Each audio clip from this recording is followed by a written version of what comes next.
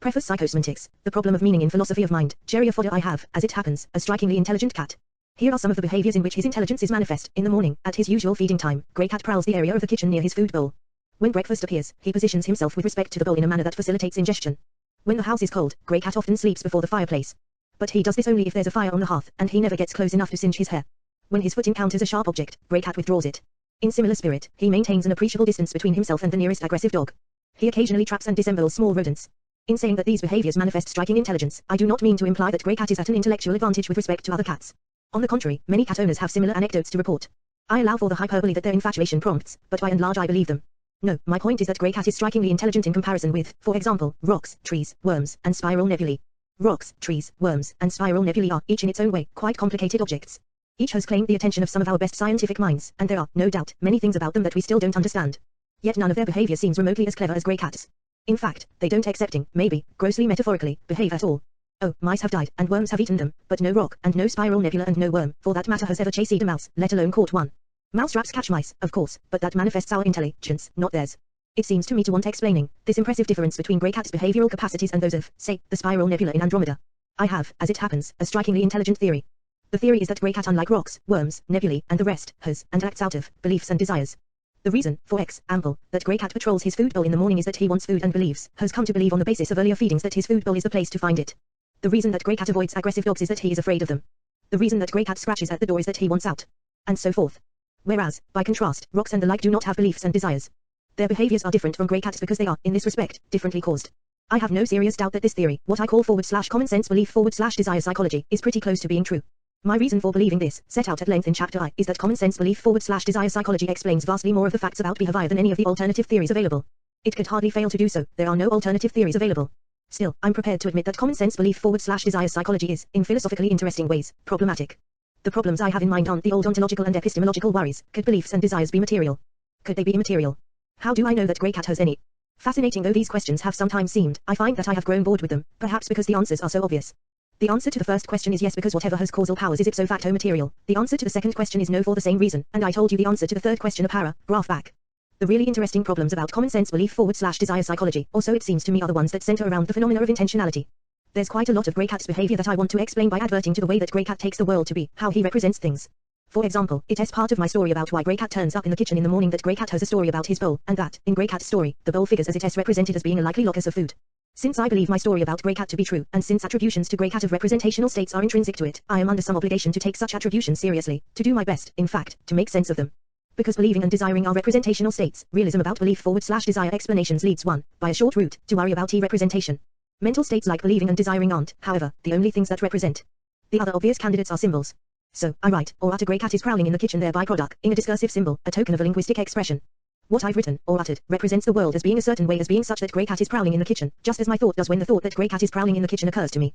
To a first approximation, symbols and mental states both have representational content. And nothing else does that belongs to the causal order, not rocks, or worms or trees or spiral nebulae. It would, therefore, be no great surprise if the theory of mind and the theory of symbols were someday to converge. In fact, something of the sort now seems to be happening. Every time a philosopher of language turns a corner, he runs into a philosopher of mind who is pounding the same beat. It appears increasingly that the main joint business of the philosophy of language and the philosophy of mind is the problem of representation itself, the metaphysical question of the place of meaning in the world order. How can anything manage to be about anything, and why is it that only thoughts and symbols succeed? It is good news that philosophers, tired of the ontology and epistemology of mind, have turned to considering this question. The bad news is that so far the tenor of their inquiry has been mainly skeptical. There are, beyond the slightest doubt, deep and difficult problems about understanding representation. Livery well, then one might reasonably say, let us try, in a spirit of gradual and cumulative research, to solve these deep and difficult problems. But that has not, by and large, been the philosophical response. What a surprising number of philosophers of language have said instead is, if there are deep and difficult problems about representation, then we won't have any representation. And what an equally surprising number of philosophers of mind have added is, if no representation means no belief /desire psychology, then we won't have any of that. Chorus, we all keep a respectable ontology, troublemakers not allowed. Considered as a research strategy, this strikes me as frivolous, not to say petulant.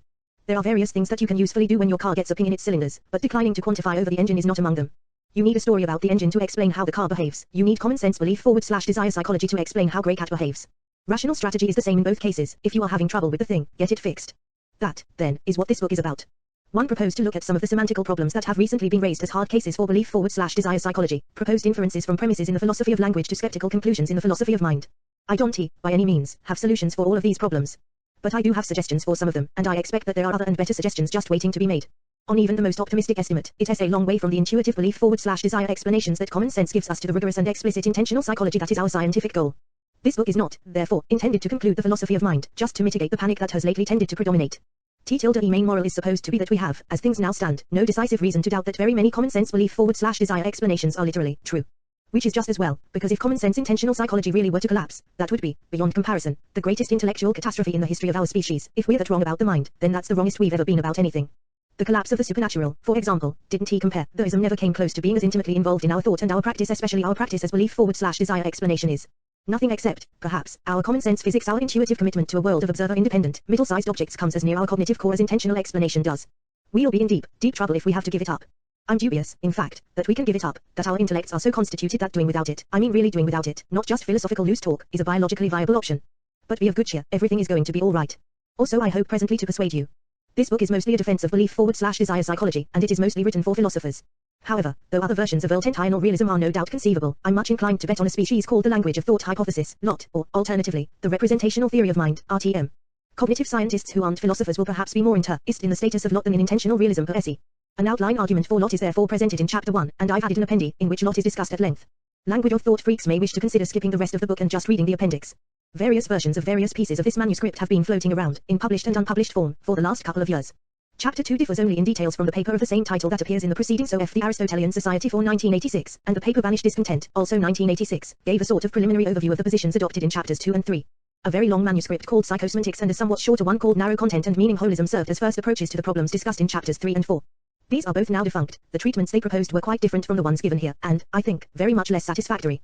I owe a lot of this work to other philosophers, especially to the faculty and graduate students of the philosophy departments at the University of Michigan, Ann Arbor, and Princeton University, where substantial portions of this book were presented in 2 series of lectures early in 1986. The leaks they sprang I have subsequently attempted to patch.